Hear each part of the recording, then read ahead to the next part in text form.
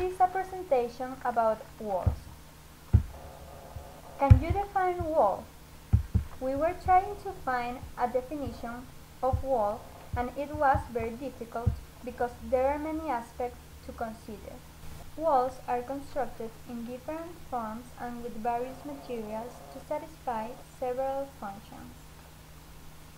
So, this is what we are going to talk about. What is a wall?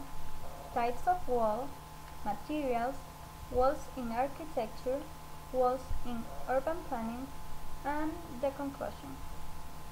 What is a wall?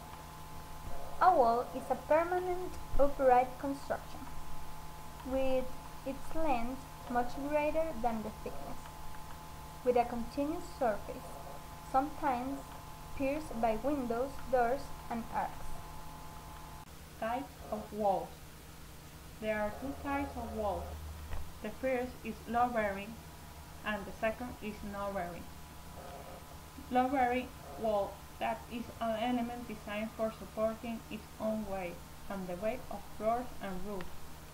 Load-bearing walls are thickened in proportion to the forces that they have to resist.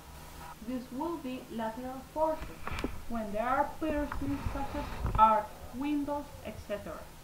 And vertical forces generate for supporting roofs and floors. The thickening of the walls can change according to the forces. With vertical forces, the wall is thickened in the base, because the forces accumulate in this place. And with lateral forces, all the wall could be thickened or just the part that concentrates the forces. No-bearing wall. The second type of wall is no-bearing wall. It is not a structural element, and for this reason you can use any type of materials. The use of reinforced concrete creates new possibilities in the covering of facades, with the technique of curtain wall, that consists in a wall of glass that has the support on the structure of the buildings. The use of materials depends on the need for satisfied. In load-bearing walls, it's very common to use concrete, brick, reinforced concrete, and wood.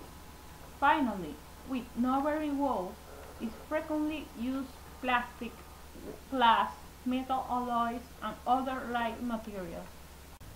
Now I'm going to talk about walls in architecture. We can find in architecture load-bearing walls, used to divide interior spaces and also to protect from environmental effects, such as facades. Besides, in architecture we can find non-bearing walls, also used to divide interior spaces and as a surface veneer. In urban planning, walls are used as open-air walls with defensive purpose and to separate land and exterior spaces.